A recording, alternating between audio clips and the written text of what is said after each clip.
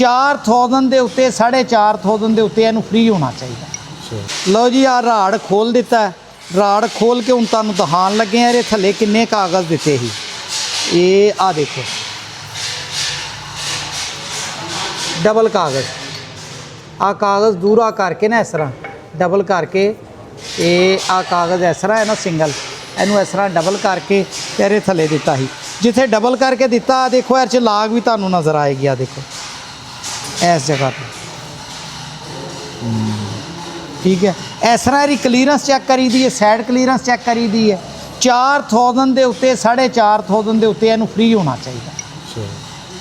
ਇਹ ਨਦੀਮ ਸਾਹਿਬ ਕਿੰਨੇ cylinder engine ਸੀ? ਆ 12 ਸਿਲੰਡਰ ਇੰਜਨ ਹੈ ਜੀ, ਵੀ ਟਾਈਪ ਸਹੀ। ਆ ਦੇ ਸਕਦੇ ਜੀ 2 4 6 8 10 ਤੇ 2 ਆ 12 ਤੇ ਆ ਇਧਰ ਬਲਾਕ ਇਹਦਾ ਤਿਆਰ ਹੋ ਗਿਆ ਬਿਲਕੁਲ। ਬਲਾਕ ਇਹਦਾ ਉਧਰ ਪਿਆ। ਇਹ ਕੀ ਚੀਜ਼ ਆ ਇਹਦੀ? ਆ ਛੋਟਾ ਇੰਜਨ ਹੈ 6 ਸਿਲੰਡਰ। ਇਹ ਹੋਰ ਚੀਜ਼ ਆ? ਆ ਹੋਰ ਇੰਜਨ ਹੈ, ਇਹਦਾ ਬਲਾਕ ਉਧਰ ਪਿਆ।